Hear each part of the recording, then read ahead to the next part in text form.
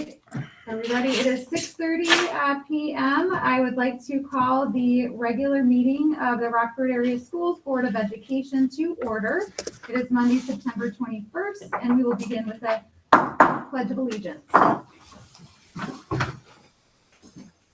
pledge allegiance to the flag of the United States of America and to the republic for which it stands, one nation, under God, indivisible, with liberty and justice for all.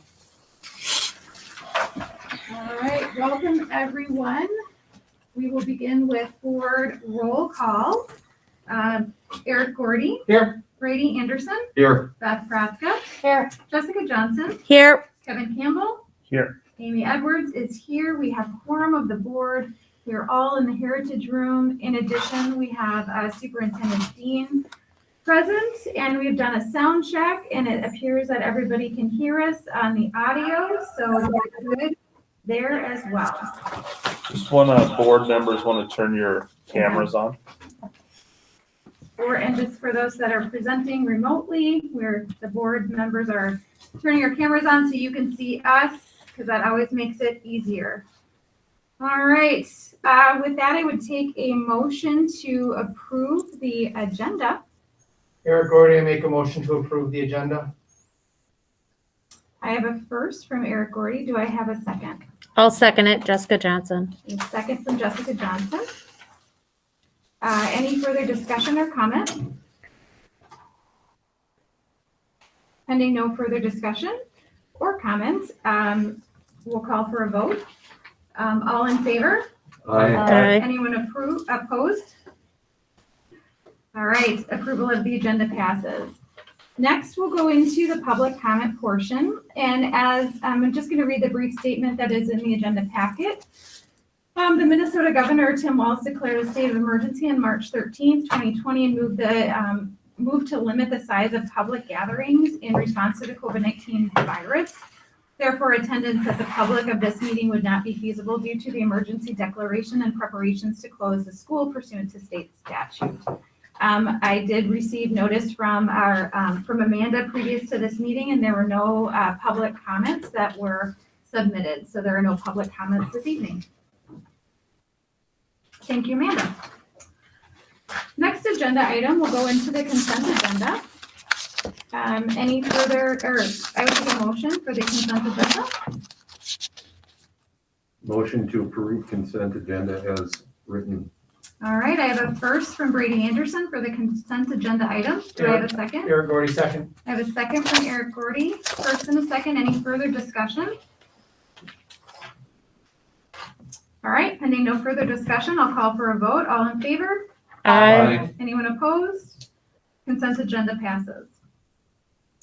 And just by way of orientation to the agenda, hopefully everyone sees how we've made some modifications to the agenda this evening, just limiting our faculty, our administrative presentations. And our first principal's report that'll be on a rotation is Principal Knight, who is from Reems this evening. So I'm just going to go so I can see you on my camera. There you are. Hey. Oh, Good evening, everybody. welcome. I'm just going to give you a quick rundown before I go into one of our building goals this year of just how we've been up and running. We are in person at Reems, and we have had a fantastic start to school. I am so proud of our kids and how they're handling wearing a mask every day and, trying to do their best social distancing and all of those things that we've put into place. We have little lines on the floor in the commons when they have to wait for their lunches. And it's kind of like a game. When one moves up, the next one moves up, and they're just handling it like champs. And I'm so proud of them. And just every aspect of our building and how it's gone. I've done all my classroom visits already this year. I always go in and do all my kindness visits. And this year, I told you, I think at the last meeting, all I was going to do is talk to them, just to talk about, tell me how you're feeling about, I took them back to last March.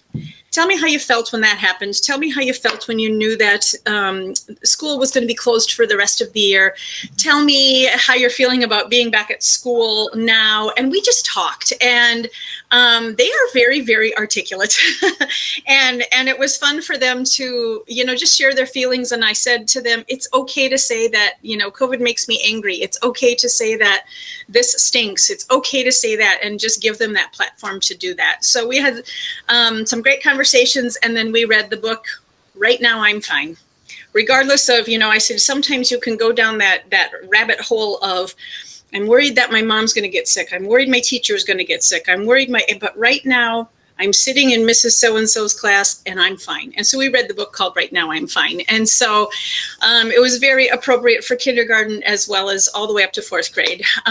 So like I said, we've been in every classroom.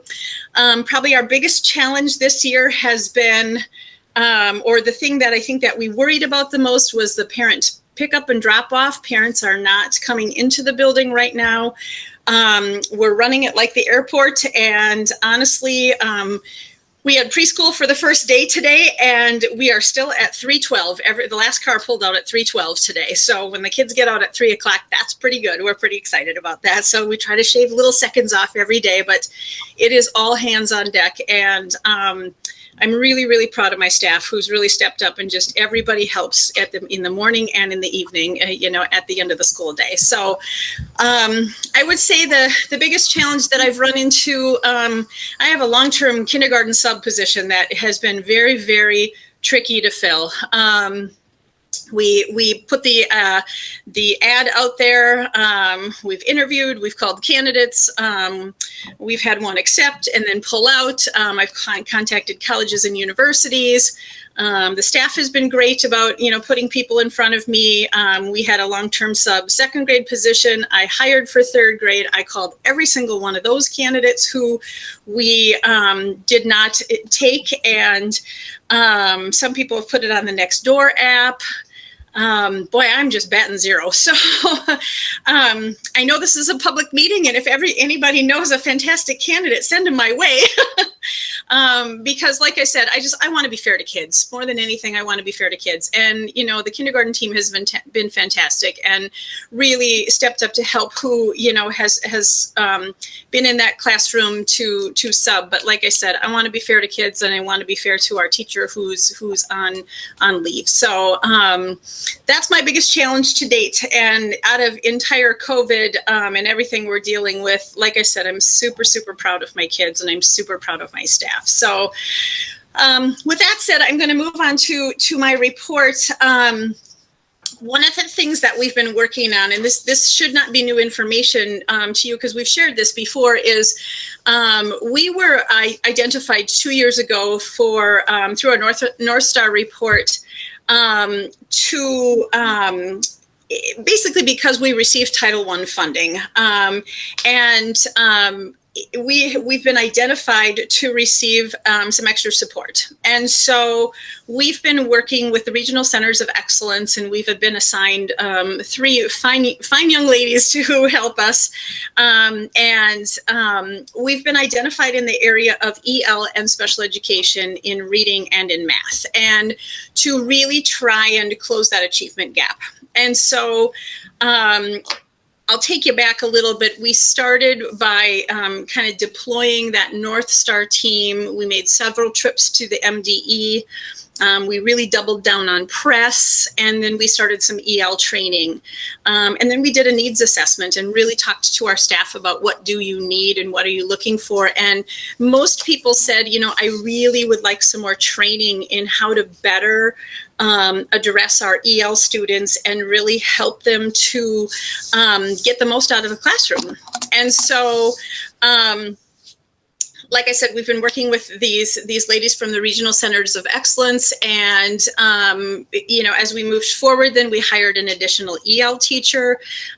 We've continued some training. Then, of course, we ran into COVID, but we've been looking at access data, WIDA data, all those things that really as we look into EL students, how do we help them? How do we help our special needs students? And how do we close that achievement gap?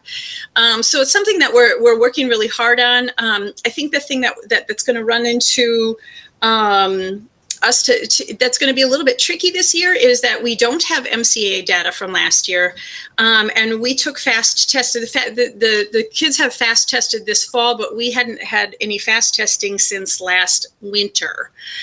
So there is a little bit of a gap in there, and we will obviously have to look at that data. The nice thing is with FAST, we'll be able to fast test in the winter, hopefully that we're still in the building.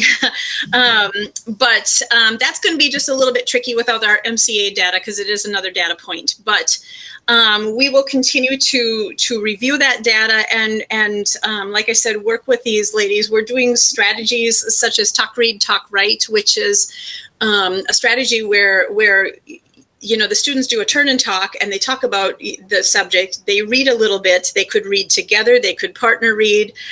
They talk about it again and then they write about it. That reading portion should get bigger and bigger and bigger each time so that reading gets better for them. So lots of strategies there. Again, we've talked a lot about press with the board. Press is something that we will continue to work with very heavily with our staff.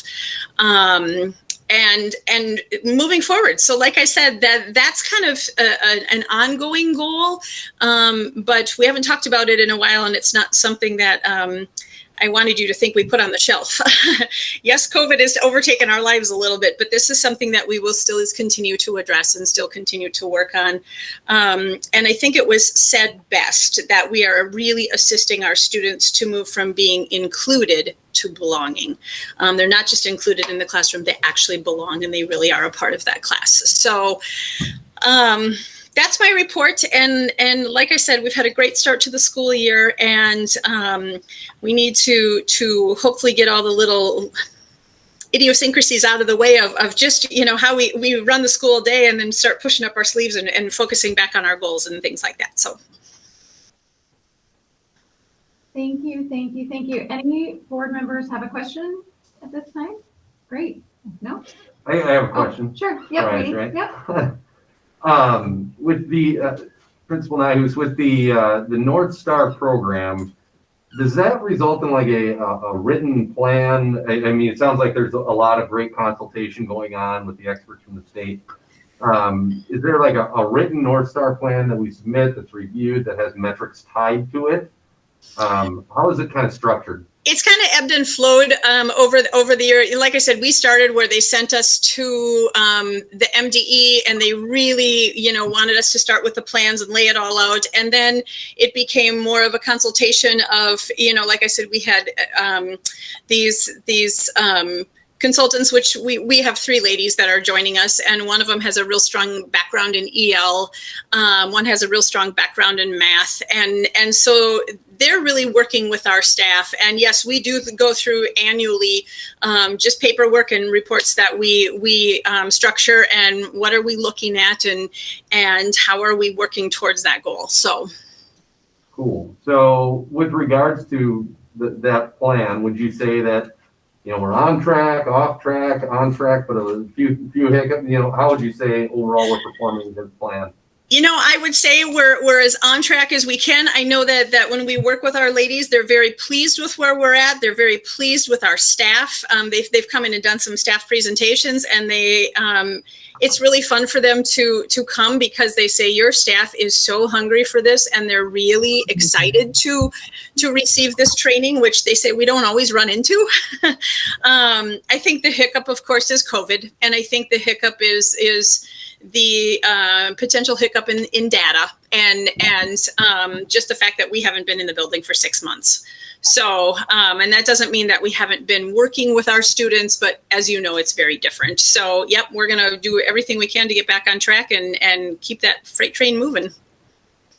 Thank you. Yes. Any other questions? Great. I don't see any in the room. So I get to just express some pretty significant gratitude for bringing all of those little people into the building safely and working with your teams to do so with a blessing and with all of the, like, the logistics of making this happen is not to be underestimated. And the amount of positive comments that I personally have in the community, and the excitement and the enthusiasm to have our youngest learners back in person for those that chose to be so, and then also creating a space and environment for those that aren't in Absolutely. person, and to have exceptional education. I just kudos to you and the team in that. And I'll just say one thing is I really appreciate you recentering the board on your building goals, or one of them, so that we can continue to understand the work ahead that your team is working towards. And especially this one, even probably more so now. I mean, we had an opportunity, if you will, in a traditional learning environment, and in a different learning environment, there's just different opportunities for kids to fall behind. So thank you for recentering us on your building goal, letting us into that a little bit. I really just very personal. Thank you very much. It is, we always say our first and foremost job is to educate kids. So, but they have to feel safe, and they have to feel like they can walk into our building, and they are glowing. They are so excited to be back. So, yeah, it's so fun to see. So thank you. thanks. Awesome.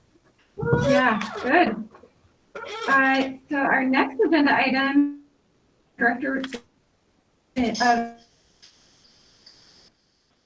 Teaching and Learning by Mr. Cox.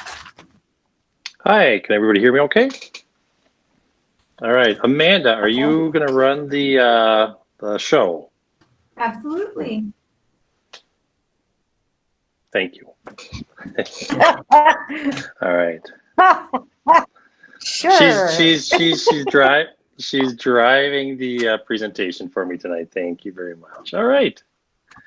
Well, I hope everybody's all right tonight. It has been an interesting road back, and so here's my presentation just for September of 2020, kind of recapping some of the stuff that we've done over workshop week. I called it From Feedback to Practice. We had the opportunity to get some information from our parents, staff, our students from the summer and last spring, and just kind of where they're at and what were they feeling as they kind of went through this process. We had the opportunity, you can go on to the next one, Amanda, feedback about what that feedback led to was something that we called digital guidance for our online learners. We kind of worked with a larger group this summer of teacher leaders, the principals, to kind of create that feedback. We had this opportunity to kind of stitch it all together, learn from what we gathered last spring. I'm not going to call them mistakes, but I am going to definitely call it a learning opportunity for us. And what I've said all along is we got to kind of find the silver linings. I mean, this was a rough situation heading into March last year. Like I said, March 13th is my birthday, and that was the day that this all kind of came down. So it was an interesting way to kind of head into the spring. And we learned a lot last year. We learned a lot about ourselves. We learned a lot about our digital readiness, where we are with kids, and the teachers really kind of stepped up. We did a great job last spring, but there were some pieces that we needed to work on over the summer. So we took that guidance and we tried to implement and customize a plan to accommodate our students. And we really looked at the developmental needs of our kids. Each building kind of developed a plan based on those developmental needs of their kids. Workshop week then was designed to provide that a lot of classroom time. Rhonda asked me to make sure there's a lot of classroom prep time for teachers, but we also wanted to make sure that we kind of hit teachers where they were at regarding kind of the digital guidance and what they needed to know going into this year, knowing that we're going to move towards one-to-one. So what we tried to frame up here was some learning for the teachers that is based around a one-to-one model. And so knowing that students are going to have a device, and knowing that even if we don't have to go into distance learning, we're still going to use these same tools. And so what we kind of do is we took that feedback from workshop week, and that's going to provide some of the guidance for our professional development running into this year. So, Amanda, next slide, please. Hit it one more time. All the way through. There you go. Okay, so from our parent feedback, some of the stuff that they asked us to do is to establish some schedules, align that website and platforms, have some daily student-teacher interaction, more engagement with teachers, and that more personalized video lessons and less on YouTube. And so as a response, what we worked towards this year was creating those articulated schedules for kids. If you look at all three buildings, kids had the opportunity to go to distance learning if they so choose. And those students now all have those articulated schedules that are really based on the best fit for that particular building. Our K2 model here, we wanted to align and make sure that we had the same tools kind of going through. So our K2 students are using Seesaw. Our 312 students are using Google Classroom throughout the district, excuse me. And if we do end up back in distance learning, we'll continue to use those. But we will also use them as we move into anything around like a one-to-one model, or if we have an e-learning day, we'll also continue to use those same tools. And so when we're really bringing it together, we're not doing this professional development just for distance learning. And I want to make that clear. We're doing the professional development so we can develop a one-to-one district that works best for our students and our teachers. And so the skills that we're developing, yes, they'll work for distance learning if we ever need to go back to that model, but really they're designed to help teachers work with devices in a one-to-one situation. And so, you know, like I said, as a silver lining to all of these issues here, we've really had teachers with a heavy buy-in to stepping up their use of technology and really kind of coming together with some of these pieces. So we did put together a package where teachers have webcams in their classrooms. They have access to Screencast-O-Matic, which is a tool that lets them kind of customize the videos that they push out to kids. And so this gives our opportunity for kids to have these live streams and these asynchronous recordings. And it's a tricky piece. It's some work that I've done in the past, and it takes a little while to kind of learn those techniques. And so we've seen our teachers come a long ways, and we've put a lot of time and effort into those teachers so that they understand that piece here. Next slide, Amanda. All right, so we created, with the help of some teacher learning groups here, I call them the District Leadership Committee this summer. We met starting back in July and started to look at something that ended up becoming the RAS guidance for online learning. That link takes you to what that guidance looks like right now. We've talked about this as a larger group here. Yep, it creates our guidance for our online content management systems, which is both Google Classroom and Seesaw. Our core online instructional tools, we've got a list of tools and our systems of training for that. Our course organization and expectations. And so as we kind of move through the system here, we're calling it guidance now. As we kind of work towards and work throughout the year, we're going to call it guidelines. And then eventually it will become RAS online expectations. And so right now we're at a guidance stage. That's where we should be right now until we've got everybody up to the level where they need to be trained over the next few months. This will continue to be our guidance. And it's also a document that's going to change with the needs of the buildings. And we've made several changes of it in just the last couple of weeks, just to really fit better with what's happening with the buildings as we kind of go through. So our course expectations, how they get organized is an important piece too. The assignments and assessment guidance, and then some naming conventions for our different digital pieces as we put together. That's an important piece. And then just how you format your documents. One of the pieces that we needed to look at is just things like the use of color, how many different types of text do you use in a particular document. And so some of that formatting and guidance is involved with this too. Okay, so I'm going to kind of call out the Reems distance learning curriculum here because it is a little bit different than what you've seen in the past here. We've really got 3 different models going on. If you look at the 3 models that are involved throughout Rockford area schools, at the high school, you kind of got a remote learning situation where students are kind of coming into the classroom, watching the teacher as they kind of go along. That's a little bit different than what you saw last year. So our distance learner at the high school level are getting that remote situation. at the middle school, kind of a little bit more towards that, and I don't want to call it traditional, but it's kind of what we used last year too, kind of a not a one-on-one, but more of a use of Google Classroom to kind of run a specific distance learning class. At Reems, elementary is definitely the most difficult of the 3 buildings to run distance learning on. And so we really wanted to come up with something for those students that kind of chose to move towards distance learning. We wanted to find something that would work a little bit better. And so we look towards the Calvert K, it's actually called K5, but I'm calling it K4 curriculum. There's a link to their efficacy study there. And then, it's like, how did you land on Calvert? We had the opportunity to look at a couple of different elementary curriculums. There aren't as many out there as you might think. But the reason why we landed on Calvert, and go ahead, Amanda, go ahead, the next one. Yeah, it's a 112-year-old company that kind of started off as a homeschool company, but then as they've gone along over the last few years, they've shifted to this online curriculum.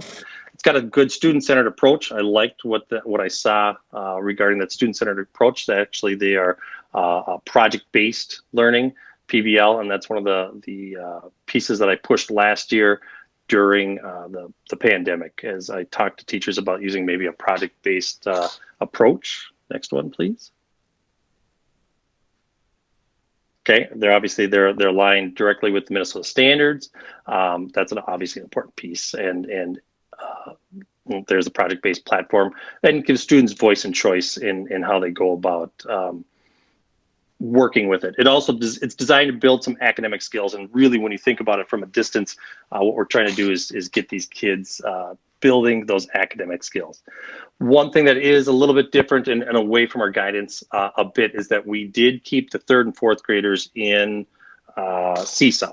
And the reason why we kept them in Seesaw is because the Calvert system acts as a learning management system, which is the same as what Google Classroom would do. So we're kind of using the Seesaw portion of it to kind of connect the kids, particularly with the art, Phy-Ed, and music teachers. Kind of as we move along, we put them all into that so that they have access to those Reems distance learners also. The 3 teachers that are, well, go back for just a second here, if you don't mind, Amanda. The 3 teachers that are involved with the Calvert program have really done an awesome job of getting this up and running in a very short time. And I mean, I'm really impressed. 2 of them are new hires, but have really been on the ball with everything that we've been doing. We've been meeting with them on a regular basis and getting them up to speed. Really impressed with the work that they've done up to this point, and they just keep rolling. They've set up their own system to take care of the fast testing for our distance learners. We've done some fast testing virtually, which is tricky. We're still trying to figure that out. There is a way to do it virtually, but we established some testing center at the RCC. Thank you to the RCC for giving us some space there. And we just had families come in one at a time, and we sat down and worked with them and made them feel comfortable. We've got most of that testing up and running. And right now I know at the Calvert 3rd and 4th grade curriculum has been pushed out at this time. We're working on the 2nd grade curriculum getting pushed out. They've been doing work all along, but they haven't necessarily jumped into the Calvert work yet. They've been establishing classroom rules, expectations, doing their fast testing as we moved along over the last week here. All right, next one, Amanda. All right, staff development. What we looked at for workshop week, I think that is the schedule that's linked there. We focused on classroom preparation time and that Rockford Area Schools digital guidance and guidelines. We try to personalize the PD as much as possible. When you are dealing with trying to get people up to speed on digital tools, you got to meet them where they're at. So we developed a process where people who were just kind of entering in with Google Classroom or Seesaw, Screencast-O-Matic, some of those tools, they actually had the week prior to do some flipped learning. And we wanted to model that for our teachers too. So we set up some flipped learning opportunities for the teachers to come in the week before. Now, if you were confident and you didn't need that, we call them 101, 201, and advanced. And so we had really 3 levels of engagement for teachers on some of our digital tools. And if they felt real confident about where they're at with their tools, they could skip 101 and go right to 201, or and we would meet them kind of at that different level of engagement as we kind of went along. We had a lot of success with that flipped PD. It's a model that we do want to see our teachers use. It's where you put your information out ahead of time, let the students come to that, gather that information, and then when we come together, we talk about what we have learned online. And so we use that time, that synchronous time together is more important, and it works well for those particular situations. And that teacher feedback will continue to guide us for our additional PD opportunities.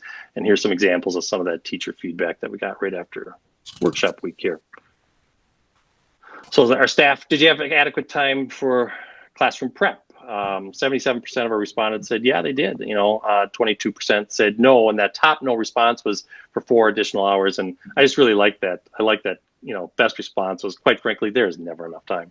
And that's really the sentiment that I got from a lot of the teachers, is that, yeah, it was good. Thank you. They appreciated the time, and there's just never enough time. I had the opportunity to talk to 4 pretty veteran high school staff today at different times, and just about, how are things going, and all 4 of them said still to me, man, there's just not enough time in the day. And this is tough. The teachers are working hard right now, and they're putting in a lot of extra time. So keep that in mind as we move forward here, and as we go to honor with that work that they've done since the beginning of the year. It's a lot. Next one, please, Amanda. All right, personalized tech training. Again, about 75% of the respondents said they had enough tech training. We like that. 15% said that not quite enough, and just even about 9% said they had a little bit too much. So that was on the Seesaw Google Screencast-O-Matic 101, 201, and advanced courses.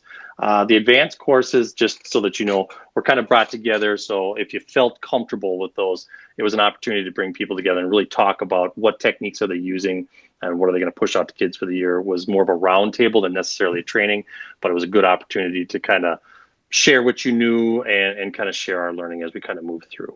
Next one, please. And when we asked, what type of PD would they like moving forward here, a lot of talk around relicensure needs, cultural competency. Again, this is in partnership with Northwest Suburban.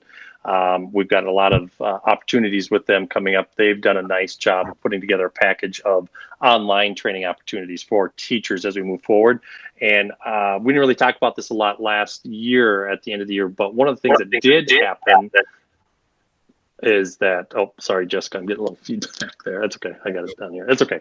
So one of the things that did happen is we were able to jump into some online work with Northwest Suburban, and we had a lot of teachers that were involved with that. So I would guess that we'll continue to see that as they push that forward. Teachers are interested in the anti-bias, anti-racism curriculum or not curriculum, but the trainings that are out there right now.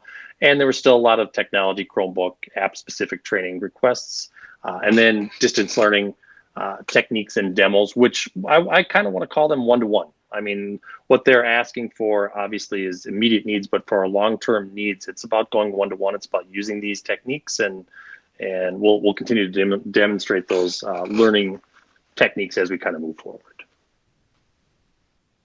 Next one, Amanda. All right, quick testing update for you. Yeah, access testing for EL students is starting up here. Fast testing for K-8. We had our first fast testing at the middle school today, and we had some comments like there was a couple teachers that really did like it quite a bit, and the comment was they felt like they were doing something wrong because it was going too well. And so that's good news to me. MAP testing is tough compared to fast testing. The NWEA test is a much more difficult and much lengthier test to give. And I really am glad that we went with fast for the 5-8. I think we're going to get really good information. We're going to have a unified K-8 look starting this fall. And like Brenda said, we don't have some of that information from last year. So this was a good opportunity to get quick information for our middle school and elementary kids, and just restart that baseline for our data as we kind of move through. And then we are also going to do something called the STAR assessment at the high school for 9th and 10th graders. You can see that it is a dyslexia screener. It monitors growth in reading and math, predicts MCA and ACT scores. And then we may use it with some selected 11th graders as we move forward too. And the plan, at least we're going to investigate to see if we can use this with our QComp goals also. It's a way, particularly the Roman numeral tool that monitor that growth in reading and math. It's a good opportunity to show growth regardless of where that kid comes in at. We can show growth, and it does a nice job of kind of grouping students and showing that across the year. So we're looking forward to that.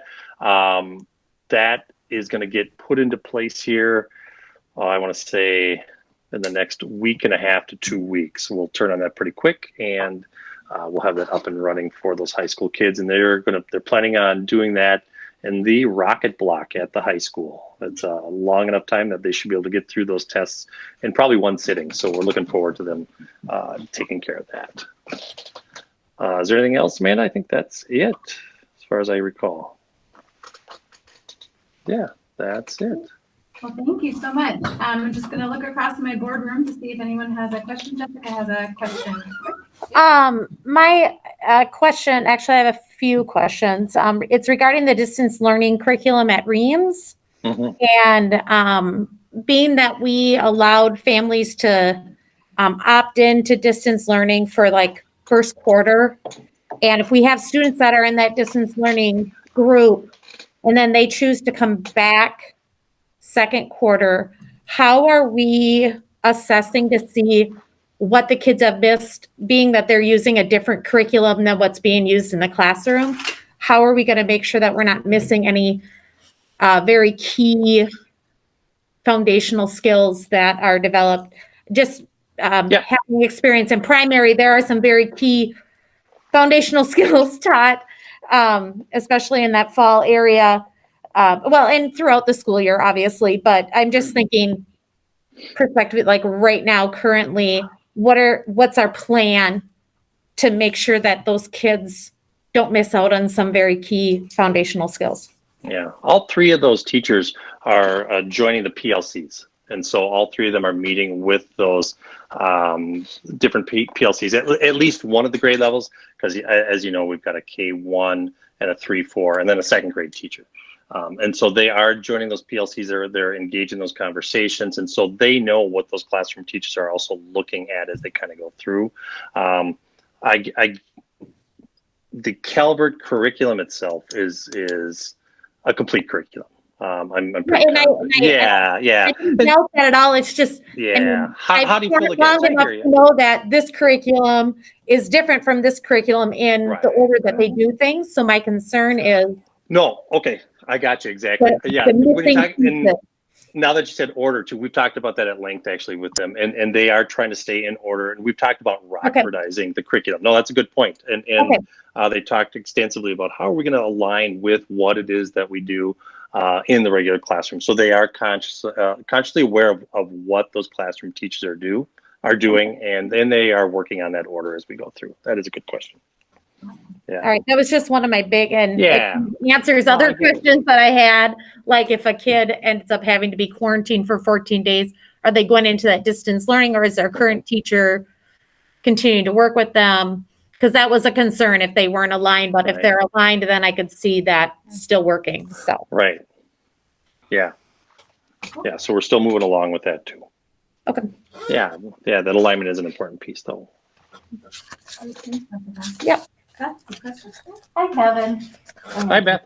Let me take that off. It's easy. It does help a little bit. So a couple of questions. You talked a lot about some staff development and curriculum. I'm wondering, because we haven't met for this staff development committee, as far as I know, and I'm on that committee, hasn't met since I've been on the board. And the curriculum committee met a couple of times next year, and you've made some significant movement in both those directions. So just wondering if you're planning on either one of those committees getting together, or if that new district the new committee you have that met. District Leadership Committee. That is morphing from one of those, but then I feel like somebody on, like, I don't know anything about it, and yet I'm supposed to be on these other committees that aren't meeting, so. Sure. So we met twice last year, and for the CAC, and we had a third one planned. Unfortunately, we ran into a little COVID pandemic there, and we did not get to that third one. So we will pick up right where we are, right where we left off with CAC as we move through. I have reached out to our union to talk a little bit more about what that look of the staff development committee is. I kind of used we have a core committee, which leads our PLCs. Sorry, I'm looking down here. I've got two monitors going here, so I'm looking down here. It's just easier. We have a core committee that I ran a lot of the staff development stuff through in the past, but I'm going to talk to our union reps. I've already got a call in to Stacy to talk about how they want to set up their part of the staff development committee for this year. So we will be talking about that in the near future. Well, we can talk to Rhonda about it too. If that's not really a committee anymore, then the board, we would have to decide, Right. According to statute, there has to be one. There has to be an, okay, Yeah. there we go, thank you. Yeah. And then I'm looking at this page, teacher feedback and PD requests, that's what? Yeah. I think that's great, and I'm happy that the teachers are requesting PD, but none of those PD requests really impact using student data to make data-based decisions. And we are here to educate students, and my experience of 25 years as a teacher, that's really important. Always looking at data and helping teachers break down and desegregate the data. And these are great, that's great feedback, but I think we always want to make sure that one of our goals has to do with something with academic aids. Right, and with the programs that we're putting in place with FAST at the middle school and with the STAR program at the high school, we get the opportunity, because they are new to us, to get that PD about data. On top of that, we started to push out the WIDA data for the first time last year. That's kind of what Brenda was alluding to earlier. And so when they ask, that's what the feedback was from the teachers. And so I just want to put that out there as a piece of feedback. So in terms of our data-driven decisions, we are starting to take a look at, particularly in the case of the high school for one of the first times. This is one of the first times, at least since I've been here. I don't know what they did prior to me, but I know they weren't teaching. They weren't doing any type of fall assessments the year or two before. Not that I had heard of. The other thing that I have heard rumors of is that FAST is trying to develop a high school level. I mean, I think it would be awesome to have a K-12 screener of some type. However, they're not there yet, and they even said that in their list, from what I've gathered. And so, if you've heard anything different, let me know. But that's kind of where we're at with it. Yeah. I'm going to ask why, and I don't know anything about STAR. I've heard of it, so I just wonder why you went from FAST. Yep, that's why. I preach to schools across the country. Love to see it. So I'm happy to hear that you're moving in that direction. So yeah, and they just are not ready to move ahead with the FAST screener at that high school level. Yeah, and I'm pretty aware of that also. So that's why I'm guessing then that's why you went with STAR, because that's what's out there. So and I know I've heard of that before. So all right, well, thank you very much for your time. You're welcome. Yeah. Any other questions from the board? Oh, Brady, yep. Yeah, hey, Kevin. I believe it was our last meeting, so 2 questions about our last meeting. So there's a lot of digital tools that students, teachers, and families are needing to use, and you had alluded to an SSO tool of some sort to ease access. How is that going? How is our students able to access all of the tools? Families doing okay? That's kind of, just generally speaking, how is the access issue going in terms of students being able to access the systems they need to access? Right now, the biggest change that we've seen going into this year is the addition of Gmail, and just that standardized use of Gmail. It has a huge impact for me because it allows us to align all the usernames and passwords to one particular area. I'm working with John is working on getting Clever up and running. Once Clever is going, that single sign-on is a huge piece of what I've asked for all along. That it's going to make a huge difference. And the example that I use is that of a kindergartner. You know, right now, a kindergartner having to log in to anything is extremely difficult. But once we get Clever up and running, that kindergartner will literally be able to access everything that they need with a QR code. That is not up and running yet. I've been asking for that since April. And so I still want to see that running as soon as possible. As soon as I get that nod from IT, we are ready to go from teaching and learning and really able to push that data into that system. So Kevin, can I ask what's the holdup? I mean, you've been asking since April and as well as email, right? I know that there's been some email issue. Yeah, I don't know. I know that we've put a lot of pieces into place. I'm ready to go on my end as soon as it's ready to roll.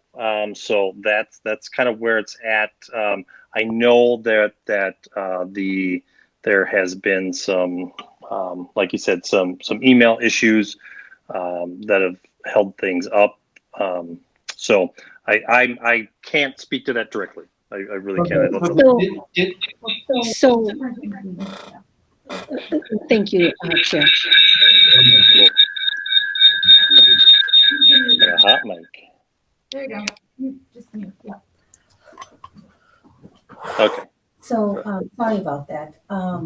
You know, I turned on my mic as kind of like a Don't do that. protocol. You turn on the mic when you're like in the queue. And it got our attention.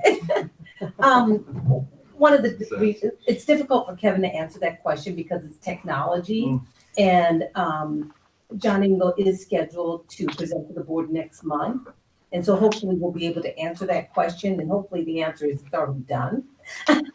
But there has been some issues with getting devices. We still have many devices on back order, and then some issues with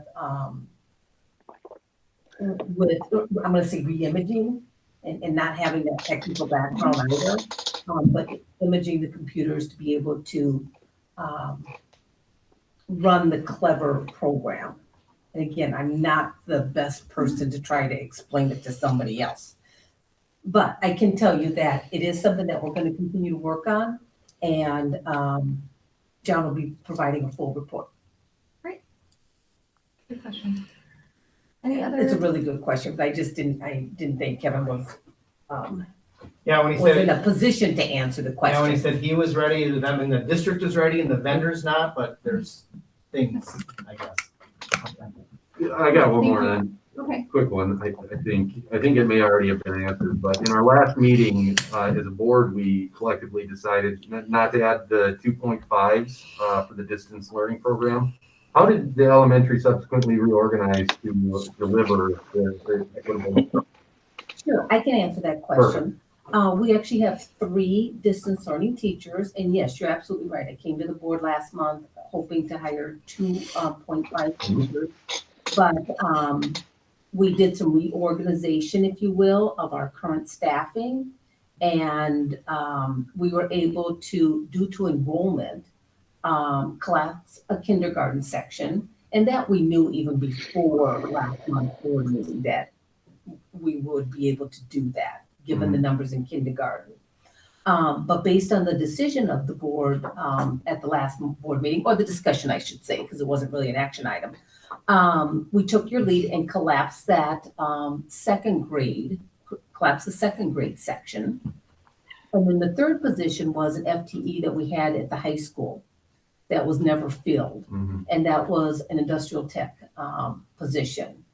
We currently have a math teacher at the high school here that they had already built the master schedule to accommodate the students who picked woods and or metals as an elective class, as well as math. I mean, they had already built the master schedule, and so that position was out there and we have never filled it, and so it was a position that we hadn't hired for, and so we just shifted it to Reems Very good. for this school year. Great. So, Thank you. yeah. Thank you. Other questions? All right. Well, thank you, Mr. Keller, for your update tonight and for Thanks. questions. You always have a full agenda, just with all of the different moving parts, especially with distance learning, curriculum alignment. Jessica, I appreciate your question about alignment. Yeah, that's good. One of the things that we've been really talking about is, and we started off the meeting talking about flipping models, right? And, potentially, or actually it was our work session, but having to, adapt and go into different spots. So yeah, just keeping a line of sight to that, which it sounds like you are. And I'll just say one other thing that I really appreciate is sharing with us the kind of what the staff felt about the first week of PD and the return to school and all of those sort of things, just to hit the spot, and then also checking in with them to see what would they like to have for additional learning as we move forward, which doesn't take away that the whole required learning that has to happen anyway, but what are the other things that are really interesting to learn about that would fulfill them professionally. So thanks for bringing that back to us too. I found that for me just really helpful this evening. So thank you. Awesome. Thanks. Yeah. Well, next we'll go on to our principal on special assignment update. I think I saw Matthew, Dr. Scheidler link in. Oh, good. Hello, everyone. Cameron, all good. So Dr. Scheidler, welcome. And Hello. we've got two major agenda items. One, I believe we're gonna call for action on the Title IX policy, which is in this agenda, and also any updates that you'd like to give us about Section 504 planning. So I'm wondering, just from a process perspective, if we should start with the Title IX policy update that we did as a first read, just to get that done, and then we'll go into your update. How does that sound? That sounds great. Perfect. So as the team knows, we had a first read at our last session for the Title IX policy. It was an MSBA redrafted policy to be in concordance with the new guidelines out of the state and SPEDS, right? Yeah. And so I guess I would call for a motion to approve that policy. I'll make a motion that we approve Title IX Policy 2020 is included in our board book and pre-read last meeting. Great, thank you. That's a first from Kevin. Do we have a second?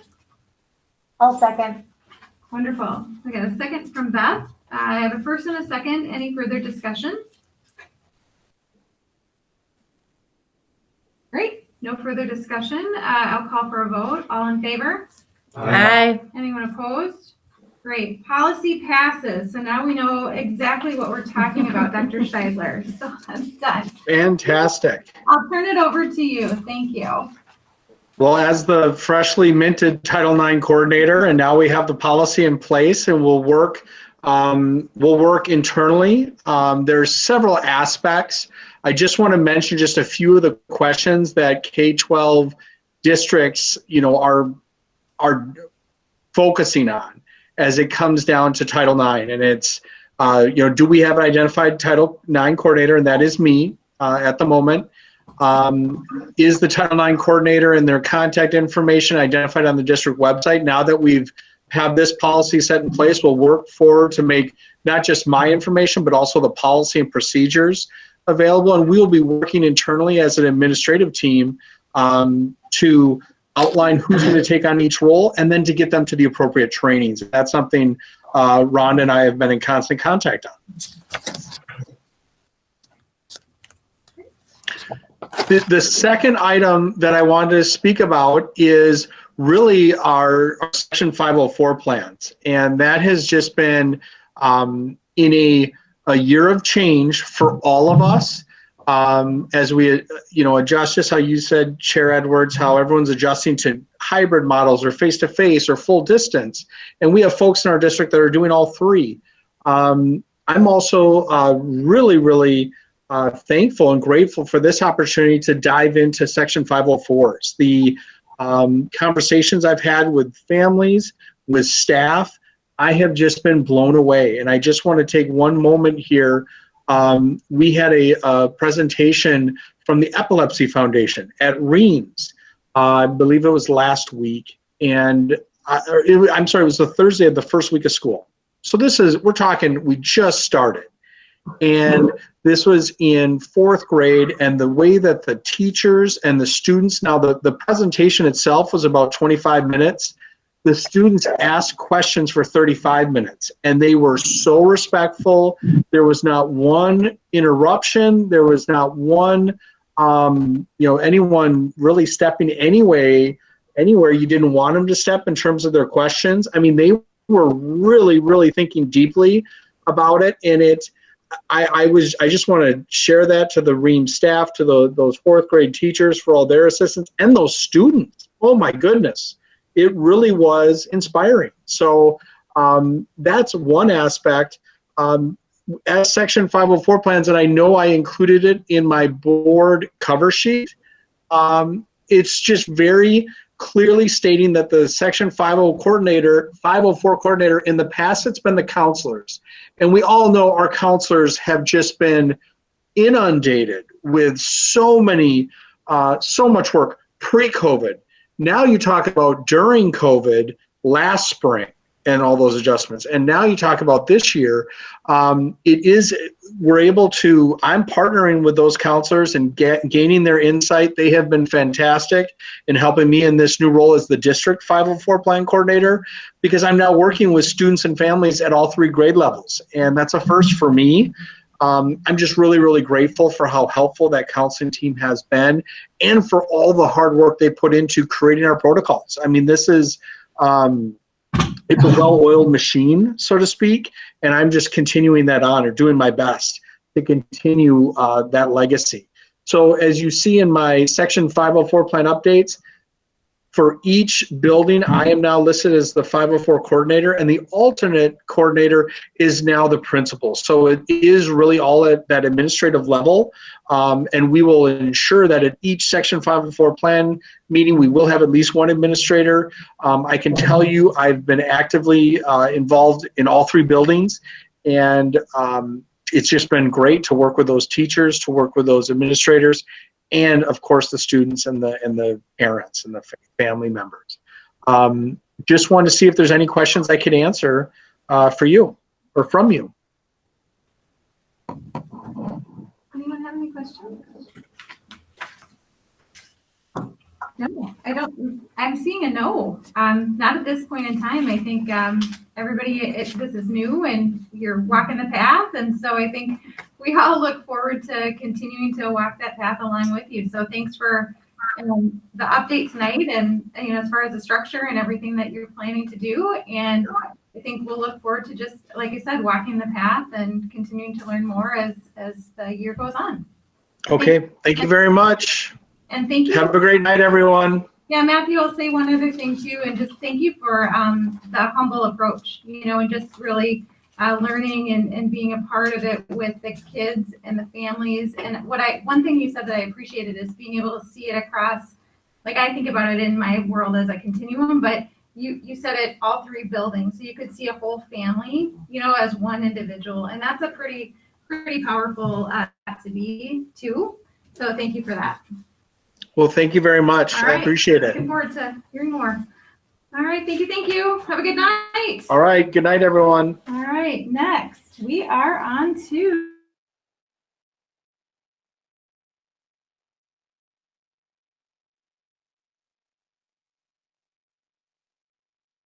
all right. It was just delayed. Oh, okay. I saw his mouth Yeah. moving. It's kind of funny.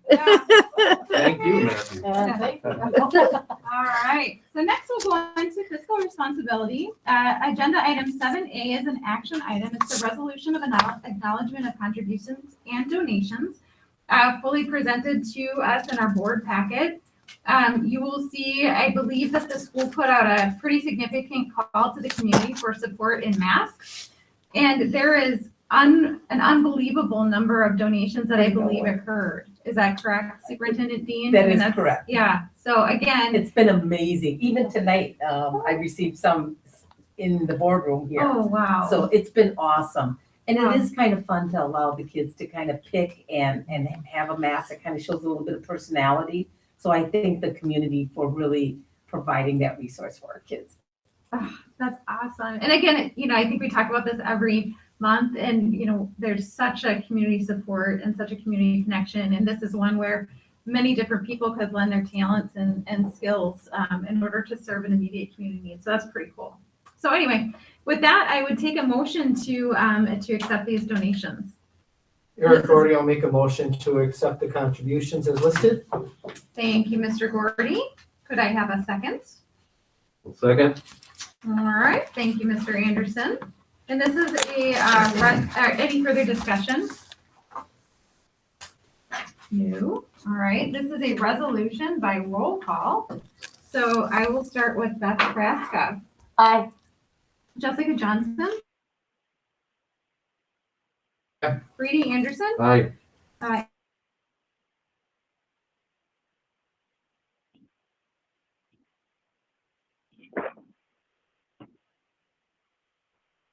Business Office Manager Sheriff Tishner is going to be joining us. Let me just get back to my screen here. See if I can hear her. You there, Hi, everyone. Sheriff? Yep, hi, can you hear me? You guys hear? Hi, can you hear me? Is it coming on yours? It's coming on mine. There we go. Okay. You're a little broken Good evening, up. everyone. You're a little broken up, Cher. Actually, what's Okay. happening is your computer's like 30 Delayed. seconds delayed. So we gotta, I don't know what you gotta do. Okay. Is this better? Still delayed. No, well, let's use, Said I just lost my network connection. here.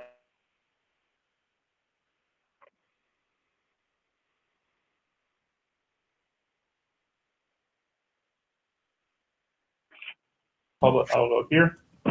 You have your muted on there? Just a sec.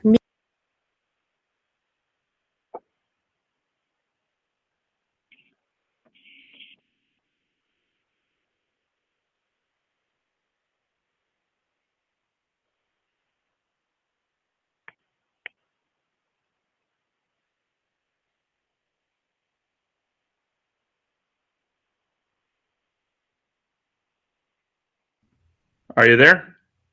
Oh, I'm there. I couldn't hear anything for a minute.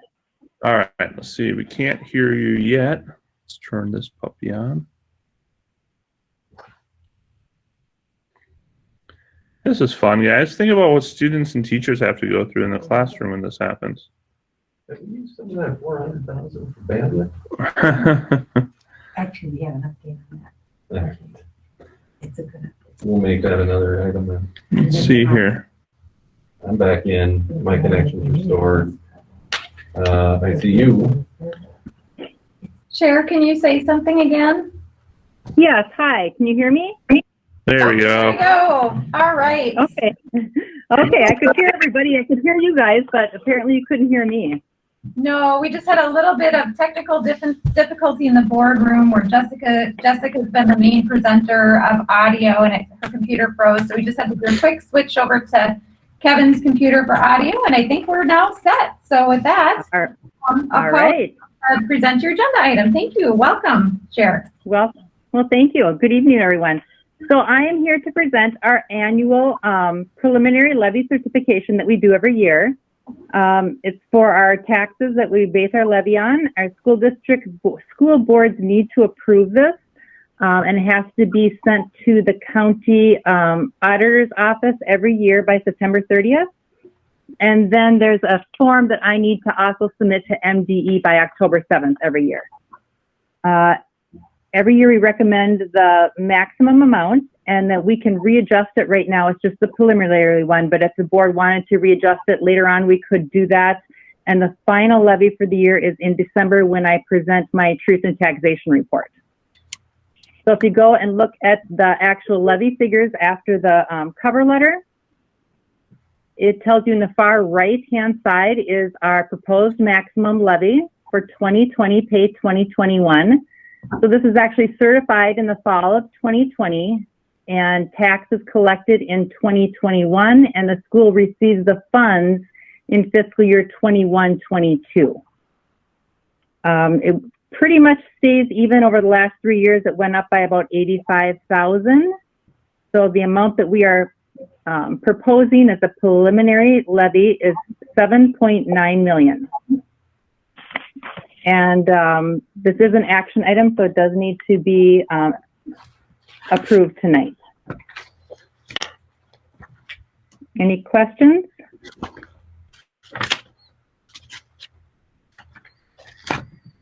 Nope. I don't think so. Everybody's just taking a quick gander at the board book just to make sure we have a full understanding, but I appreciate the pre-read and everything that was in the packet, so. I'll say at the same time when people are looking, I love the new board book. To be able to go in there, that's really good. That's really helpful to look at those numbers. Great. So I'll make a motion then to approve the preliminary levy certification as presented. I'll second that. Great. I have a first and a second. Any further discussion or comments? All right, I'm going to do this just by roll call, just to make sure, since it's financial. I think I can do just a simple vote, but I'm just going to do it by roll call just to make sure everybody's vote is lodged on this one. So my first and a second, I have no further discussion, so we'll do roll call. Eric Gordy. Aye. Brady Anderson. Aye. Beth Praska. Aye. Jessica Johnson. Aye. Kevin Campbell. Aye. Amy Edwards. Aye. All right.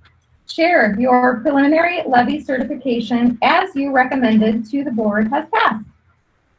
Thank you very much. And I just wanted to say that I gave Amanda a form that the board clerk has to sign and get back to me so I can submit. So I appreciate it, everybody. Have a good evening. Perfect. Yes. Thank you so much. Great. All right. Our next agenda item, I'm going to turn over to Superintendent Dean. This is a continuation of our conversation that we had at our work session where we talked about some potential staffing requests, and I believe Superintendent Dean, you have a presentation or discussion, or I don't know if you want to, this is all pre-read, so I'm going to turn it over to you to take it from here. Sure. Thank you, Chair Edwards. Yes. Yes, I am bringing this agenda item back. If you notice by the cover sheet, I am asking that this be an action item. There's really three things as it relates to personnel that I would like to take action this evening. And first and foremost, I have to bring us back to that human resource need. If you look in your board packet, there is a PowerPoint presentation or slide deck, if you will. And what I did is I... Rhonda, one moment. Could you just turn your microphone on? That way it'll project. Oh, yep. Sure. Thank you. Better now? Yep. Okay. So if you take a look in your board packet, there's a slideshow or slide deck relating to these three specific items. And the first one, of course, being human resource director. And we've talked about this over the past, actually I want to say 2 months, but we talked about it in detail last month. And since that last month, of course, school has started. We're in the 3rd week, and I'll tell you that this position is critical. It was critical probably before COVID. We are a human capital industry, but since COVID, it has exponentially gotten to be a more critical component of our organization. So if you take a look at, well, on my slide it shows page 4 of the slide deck. It kind of reviews the core responsibilities that this position would undertake or oversee at minimum.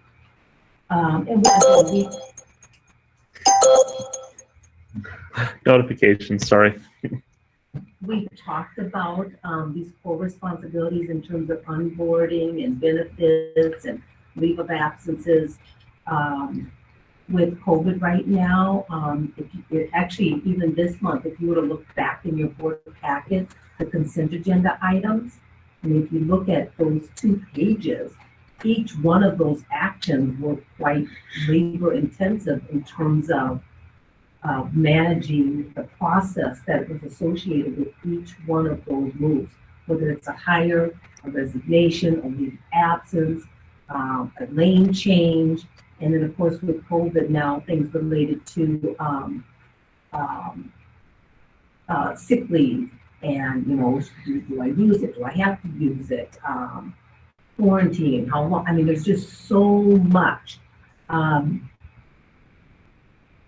Employee negotiations, of course, we're going to be moving into negotiations with our other 3 bargaining units.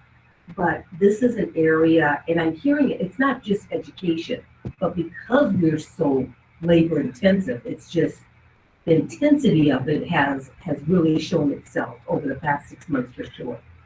On this slide on page 4, not only does it show the full responsibilities, but what I've done is provided salary ranges from surrounding communities. So when you see our proposal, we're in line with other areas. Turning the page, I actually pulled, I'm on page 5 with the pie chart. This particular graphic I pulled from last year's audit. So this is the graphic from last year's audit. And as you can see, in terms of administration, we spend 4% of our budget on district administration, and that actually is extremely low when you compare it to other districts, just in general. I have found over the years, and I've been in schools for over 25 years, it usually runs around 8, 10, 12%. We're 4%. So we're low in terms of administrative support. But if you look at the outline of that pie chart, it's about 70-something%. That's highlighted so you can kind of see the extent of which our entire organization is human capital. And yes, we do have directors and principals that oversee the operations of our buildings and our departments. But when one of those directors or principals has a question about an HR concern, whether it's, again, whether it's leave or sick leave or benefits, there's really no expert to get that advice from. And so I have found myself, and I've actually started kind of tracking my hours, that I probably, just myself, and I'm not talking about the principals, the directors, I probably spend an average of 2 to 3 hours every day on talking through possible scenarios as it relates to HR. And again, it's a multitude of different subjects, different scenarios, and a lot of it is just problem solving. So that's why I brought that pie chart back. And then the legend jump down below is just so you can see what those what am I going to say, budget codes, the 100s, 200s, 300s, so you can kind of see who that applies to. But it's our human capital, it's our teachers, it's our paras, it's our clerical, it's our custodians, it's every person, it's Galaxy, it's RCC, it's it's our instructors in the RCC, it's our child care, our playground attendants. Every person in this organization is represented in that pie chart. And again, only 4% of our general fund is spent on district and school administration. If you turn the page 5, again, those core responsibilities on the left, and on the right, I've kind of shared with you kind of who takes care of these concerns now, who troubleshoots. And then down below is just I'm going to call it a disclaimer, if you will, in terms of some of the things that are coming both out of the federal government, the state government, as it relates to human capital. And again, it's not unique to education. I mean, all industries are dealing with, the CARES Act, for an example. It's just for our organization, because we are so labor intense, it's that much more of a headwind to try to get under. So that's why I'm bringing it back again, hoping that the board is willing to have a discussion and take action. I don't remember if I had one more thing. Nope, I think that was it for the Human Resources Director. So just, yep, Jessica. So regarding the human resources position, I feel we had some really good discussion at our last meeting. I'm just gonna put this out there right now. I'm in support of the human resources position. I think it is needed in our district. And I would hope that maybe because of all of our discussion a few weeks ago, we can maybe move through this a little bit quicker than we have in past discussions. Yeah, thanks, Jessica, for that. Kevin. I see this as a real need. I am also going to be in favor when a motion comes. I do have a question about it. Hearing from Dr. Scheidler as well is, I see in this, there's the Title IX coordinator, which Scheidler also has. How does that work? How's that going to come out? Well, again, not knowing the disposition of this position, we have to move forward with Title IX. Actually, the Title IX law came into play, if you will, on August 14th. They know most of our K-12 schools, because we're just getting back into our building, that we're kind of behind a little bit in terms of implementation. So in order to advance our efforts around the Title IX policy, we did have to name a coordinator. And Matthew's experience with dealing with the IB grant, federal grants, he was, and being at Reems and working with Title I, it made the most sense that he takes the lead in Title IX, at least initially. Yeah.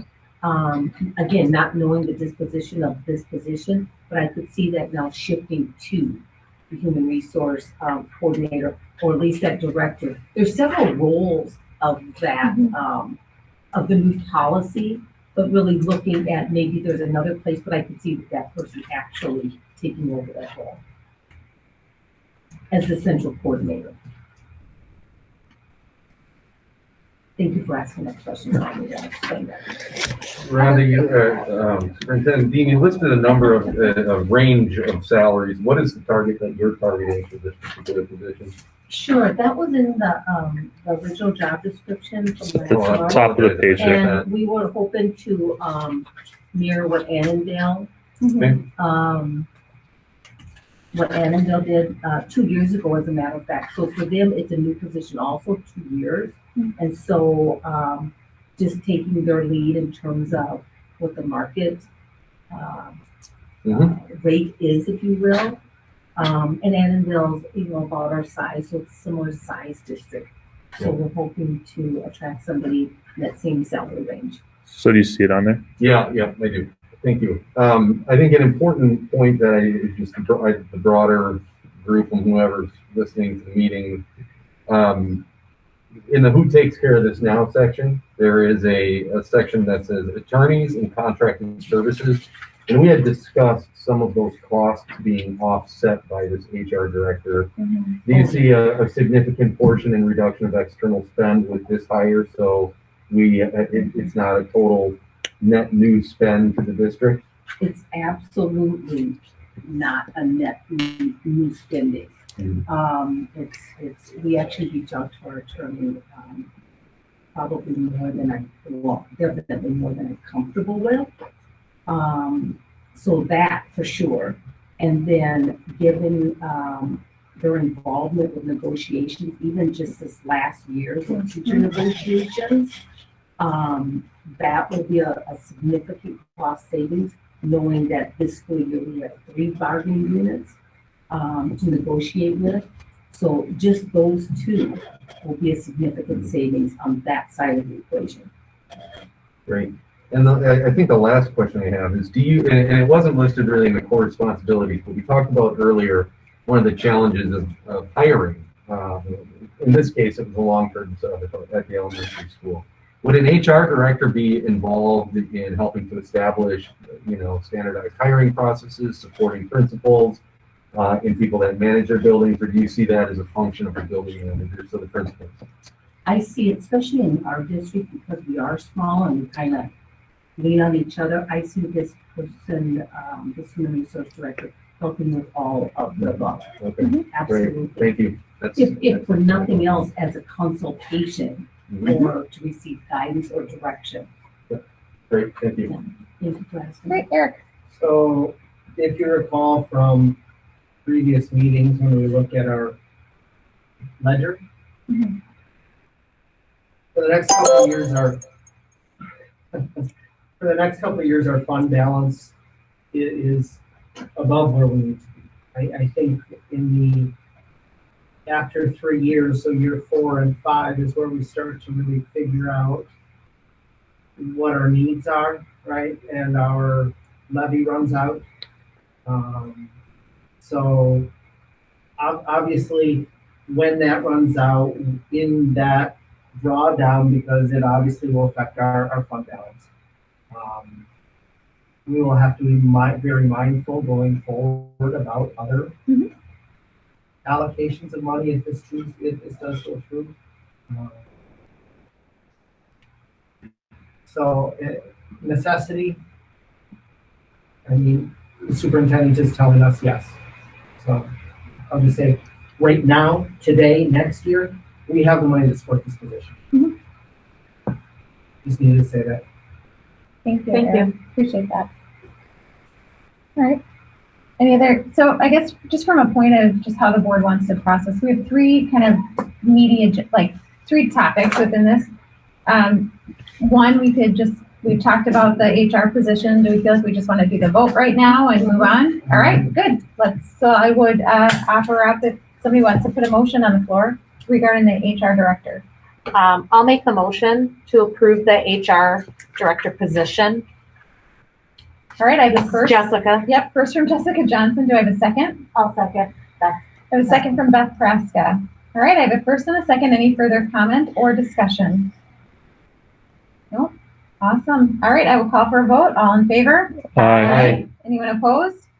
Unanimously passes. Thank you, Superintendent Dean, for the presentation on that. Next, we'll jump into your next agenda topic, which is your facility safety coordinator. And I believe, just in discussions with you, this is you're kind of a this or that situation that you're going to just maybe based on the work session feedback. Okay. Correct. Turn it over to you. Thank you.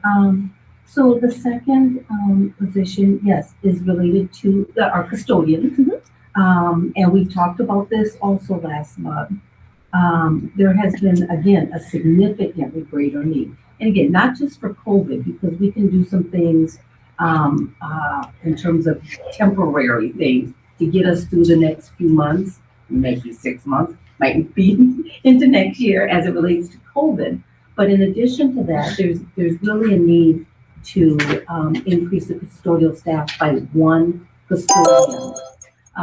Over the past several months, or especially now, we have increased, if you will, our need, not just for disinfecting our buildings right now, which there is this additional push to clean our buildings on a nightly basis, but just in general, the custodial staff that help keep our facilities clean and safe is pretty thin across the district, especially in the evening. There's only 1 custodial at the middle school and the elementary. And of course, there's 2 here at the high school in the evening. But the 2 here in the high school, of course, the high school hosts several events. So they're also managing the stadium and the auditorium and the bleachers and the softball field and those sorts of things. Thus the 2 staff here. But I have noticed even over my tenure that we are starting to really expand our facilities and our need. In terms of expanding facility, of course, due to COVID, we've expanded some of our classroom spaces outside in order to adhere by some of the CDC rules. Our kids are eating more in their classrooms, which again, are areas now that our custodians are tasked to clean. We added tennis as an athletic facility, as a sport. And so now that's another area they're gonna have to make sure they're going out and tending to on a daily basis. And so again, all of the above has increased our need for custodial staff. And what we've used this additional position for is really a floater that can float between the buildings and help out. Again, when I think of something like I mean, there's the regular day-to-day, but even events like the STEM showcase. I think of this one guy. But that could be at the same night. There's two or three events going on right here in this building. And so there's this general need for just an additional position, just overall. And what I've shared with the board over the last couple of months are 2 ways that we could possibly do that. And that's what presented on slide number 8. We've talked about focusing on our safety and we're really working with increasing some of our safety protocols. And with that focus, we would be able to fund this position out of our long-term facilities maintenance account, and therefore not impacting the general fund per se. It's long-term facility maintenance it's a restricted fund, but we can fund this position from there, or we just fund a general custodial position out of the general fund. The net, as far as we're concerned, is an additional custodian. And so the need, whether we fund it out of the focus is again facility safety or general custodian, the need is there for that additional person. Great. Thank And you. so the board really 2 options if you're supporting that need. Right. And they do such a great job. They do. And it's just, Yeah. they do such a great job. I mean, I look out in our parking lot, it's always clean, it's always, they do such a great job. Just gotta give them a little relief because we're spreading them so thin right now.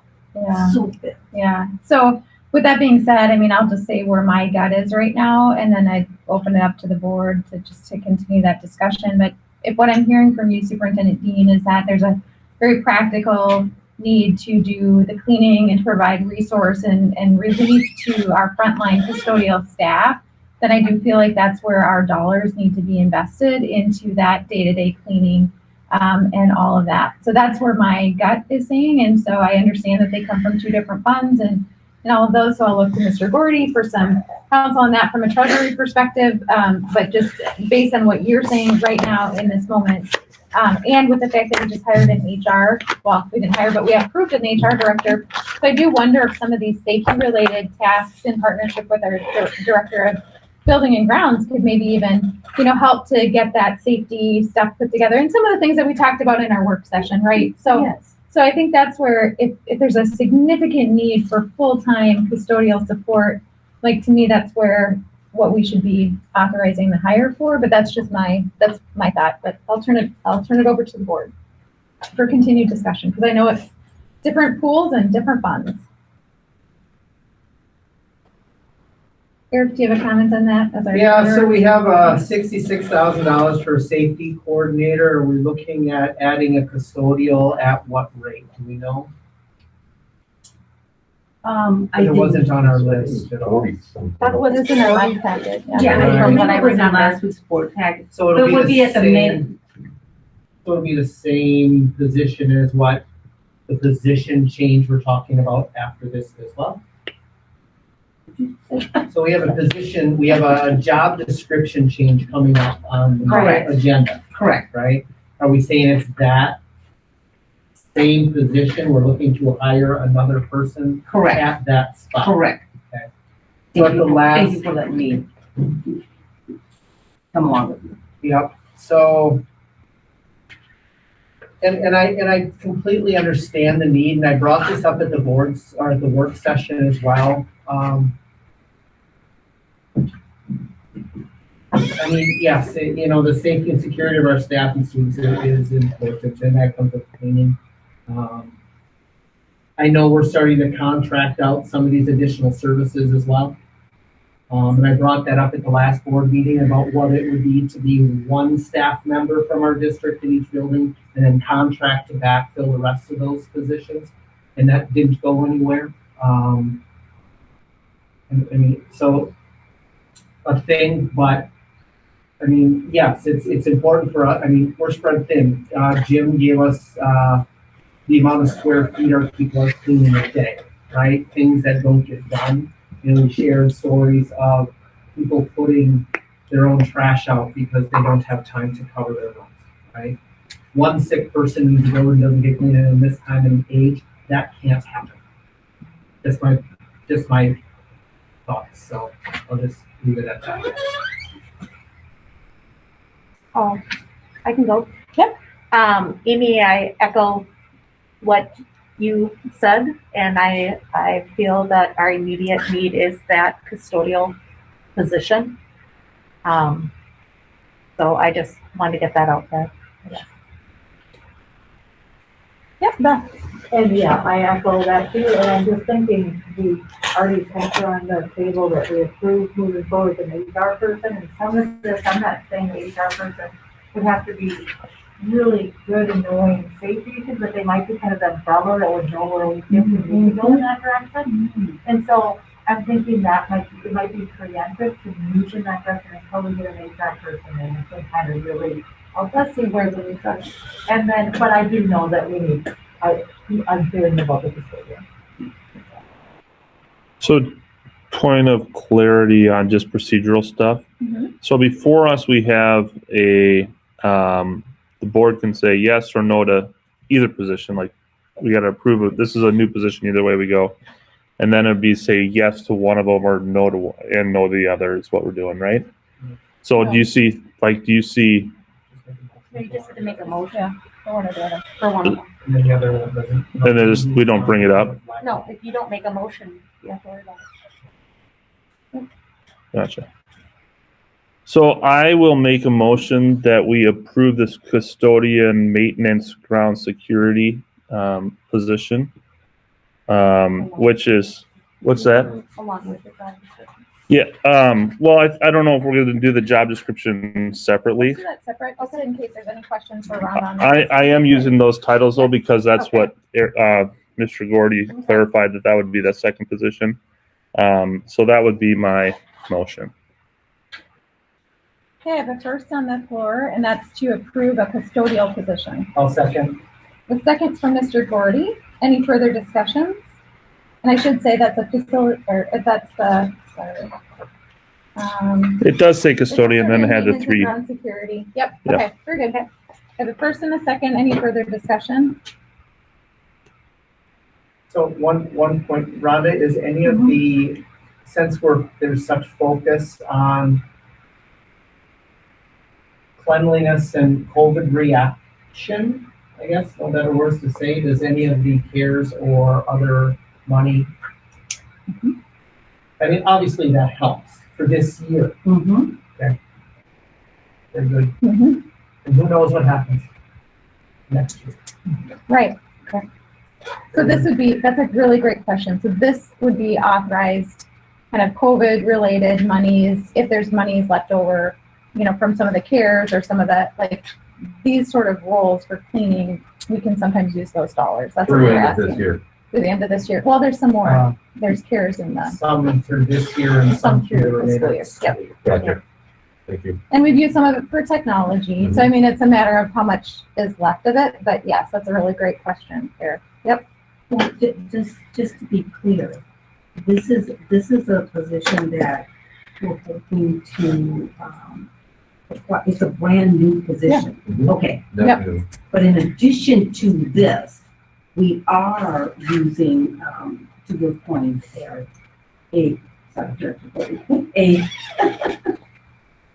contract, kind of give tele services or teachers on call service that a couple of other districts have used to provide some temporary support.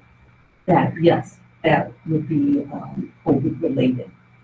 What it also does for us is it provides us with people getting in the building, see how they work out, and then possibly keep them. Great. So we've got a better way to say that. Yep. So we've got a motion on the floor right now to approve a new hire or a new, FTE in the budget for a custodian maintenance and grounds role. We have a first and a second. Any further discussion after this point? Otherwise, I'm going to call for a vote. All I would say is just the motion got kind of. That's why I just repeated it. Okay. Yep. All right. No, that's okay. Did it, right? Yep. Okay, cool. Just want to make sure it was. Yep, clear. This is for the custodial role to add an extra FTE to approve that, the custodial role. All right, good. We have a first and second, no further discussion, so I'm going to call for a vote. All in favor? Aye. Anyone opposed? All right, custodial role passes. Yep. Thank you. Yep. Next up is the job description. And again, this was presented to us at our work session. So everyone has had a chance to review it, and we also had a chance to have a dialogue about it. So I'm just going to say, so that Rhonda doesn't have to rehash it all, does anyone have any questions for Superintendent Dean about the modified job description that's in front of us? Nope. Awesome. Eric? I was gonna make a motion. I'm going to call on you. Would Awesome, you like to I'll make make a that motion to approve the job description change as presented. Wonderful. I've got a first from Mr. Gordy, Second. second from Mr. Campbell. I have a first and a second. Any further discussion about the job description? Fantastic. All in favor? Aye. Anyone opposed? All right. The modified or the new changes to the job description passes, Rhonda. And I think that's what you were looking for because you're waiting to hire somebody and now you've got this extra role. So that'll be awesome. We talked Good. about the smart Fantastic. buildings, if you will. Good. All right. Thank you for that. Thank you. Yeah. Oh, thank you. Yeah. Good.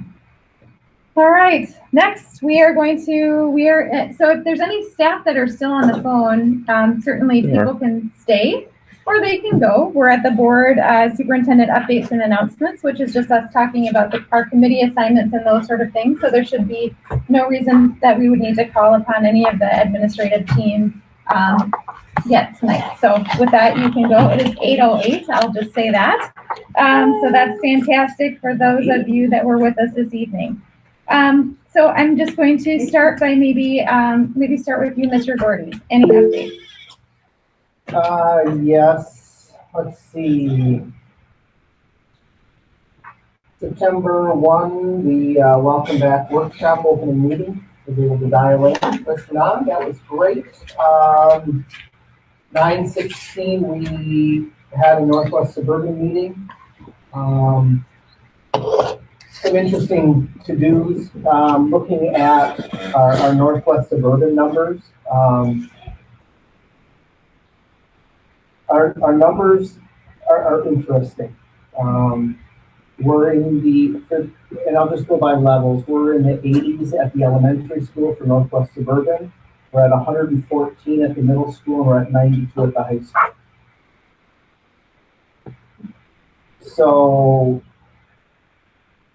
yeah, so that's interesting. Can you repeat those again? We're in the mid-80s at the elementary, I forget the exact number, 87, 86, 114 at the middle, and 92 at the high school.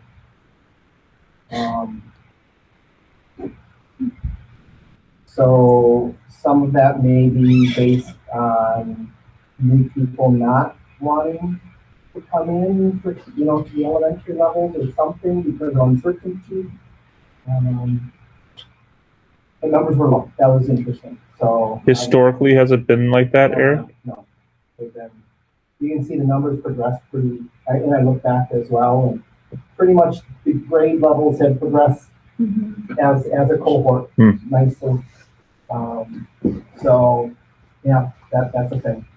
So we'll have to figure out as a board, and that's why I'm thinking our strategic plan is important to help us figure out our lowest, in my eyes, how are we going to grow the district that's bringing them in at the elementary and keeping them through 12th grade, because high schoolers aren't coming here from other districts in droves to be IDs, but get them early and bring them along, right?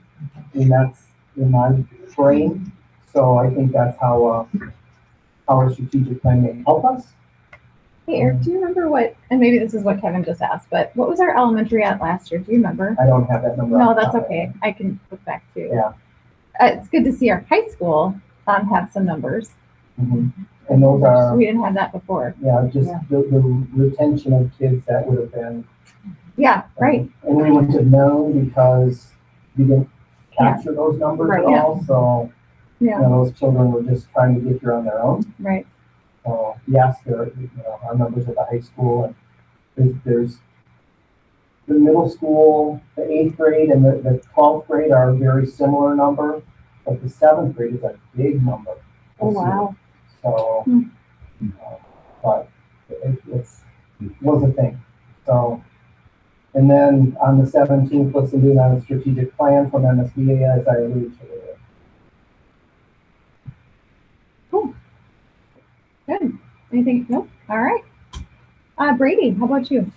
No committee meetings, though related to MSHSL. If anybody is not yet aware, they had a special session this morning, and they approved the motion to return football to the fall activities season effective on the 28th for a 10-week season with 6 regular season games and a postseason to be announced.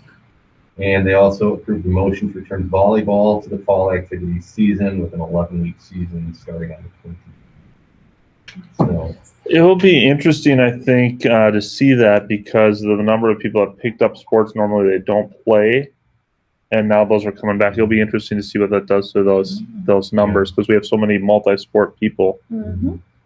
We make it work in the spring. We have a lot of kids in track and softball or golf or whatever, and they make it work. Yeah, it'll be interesting also to see what additional guidance they come out with, with regard to spectators and whatnot, to ensure safety. I mean, obviously, professional sports have been playing in front of empty arenas for a while now, so so it would be if that is the requirement, I would assume it will be. Streaming would be great for fans, super fans like me. We'll be putting the court out on the stadium field there, so we can watch them play a little volleyball. And can't be inside, but maybe we could be outside on the stadium. That's right. She is. Stream it to the plays, right? Nice. All right, Beth, how about you? Thanks for that update, Brady. That's been a hot topic the last few days, so thanks for that. Sure. Yep, Beth. We've all been waiting, so thank you for the update.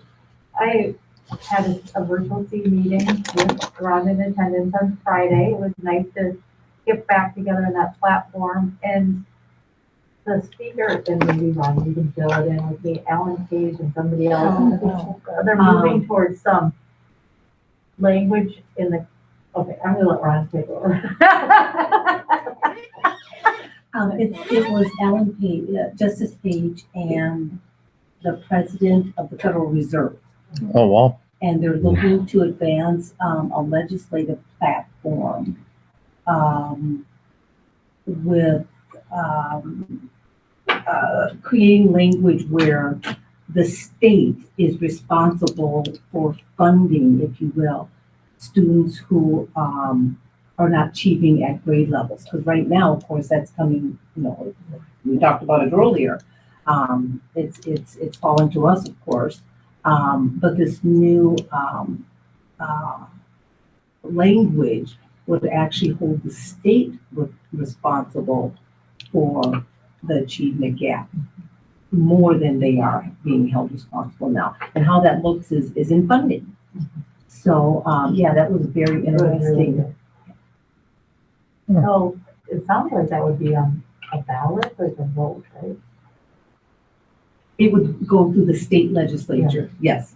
That could help with some equitable funding throughout the districts that way. I was wondering, so just kind of keep your fingers crossed that it moves forward, and it was brought up because Minnesota has such a huge gap, a racial, equity gap compared to some states where you would think that we would not have it compared to some other states, and we do, and it's something that we need to address. So it was sort of good.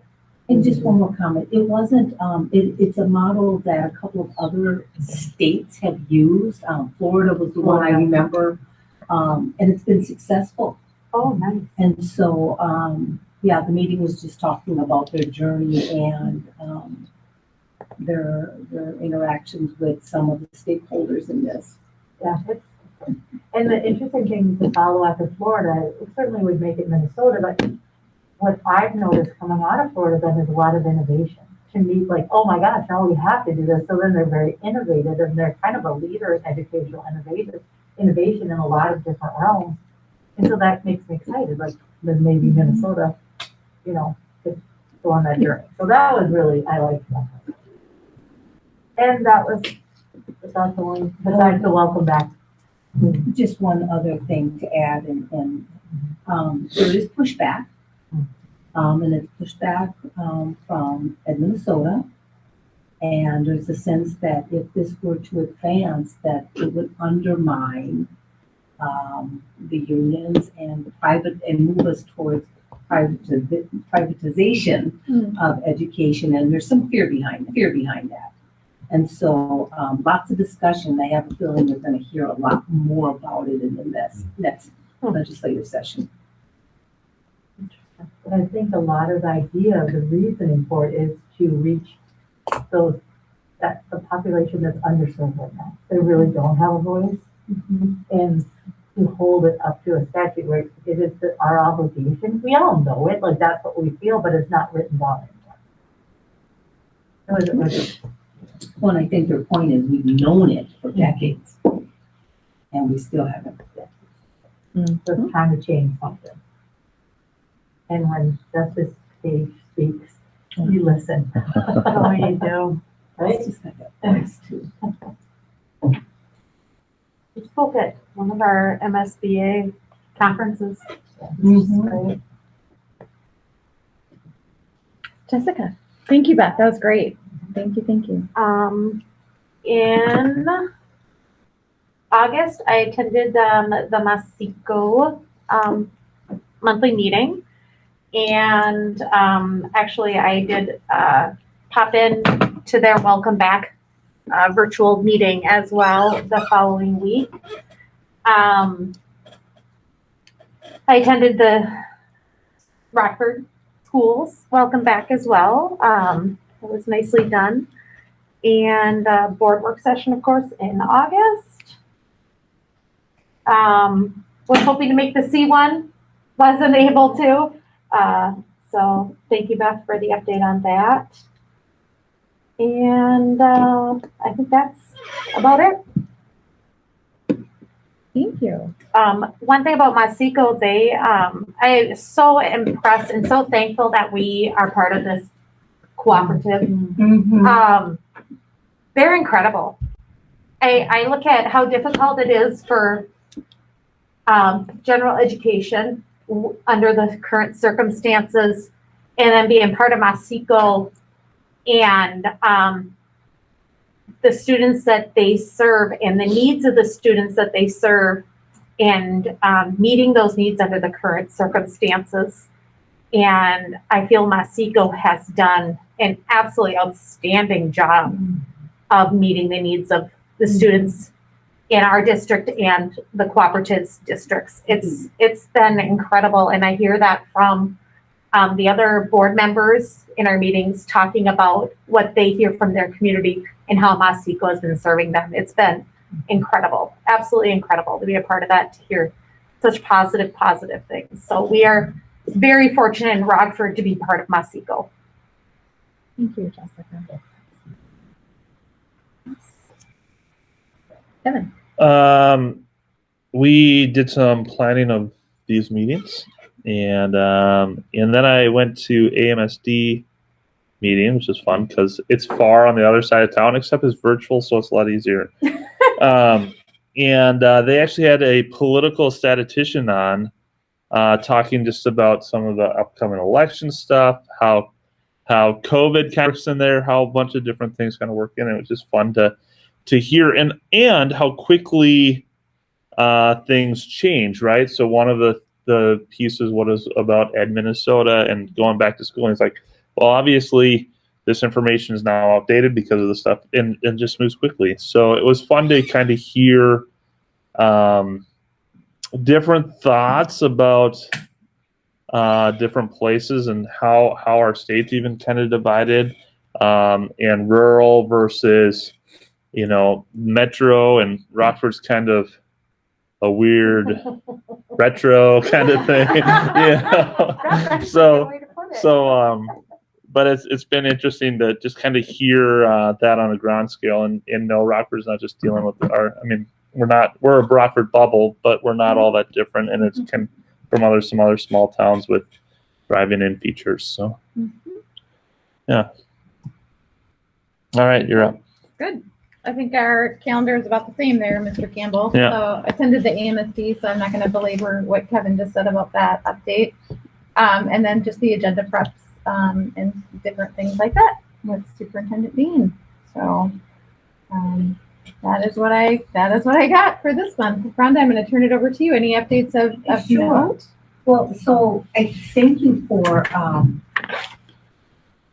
agreeing to kind of maybe massage how we run our board meeting, trying a little bit different format. I hope you appreciate kind of some little tweaking that we've done. Well, we're working on it. It's a work in progress. You don't want to know all the meetings that I've gone to in the past month, but I want to go back to the C meeting that we had. Was that just Monday? Friday. Because I'm also part of the C Legislative Committee. And we followed up a little bit with the conversation that was started at the general meeting as it relates to, they're calling it a civil rights legislation. But the other thing that was talked about, and I can't remember if I briefed the board on this last month, but the superintendents met with Governor, oh no, it didn't, it was after the board meeting. The superintendents met with Governor Walz the Thursday of workshop week. And just talking through a lot of different things as it relates to opening our buildings.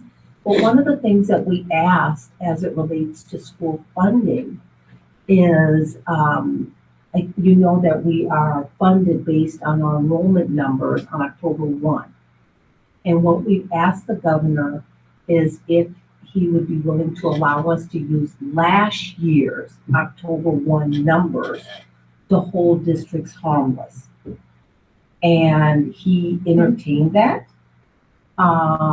He was receptive to that request because all of us are hemorrhaging enrollment or students right now.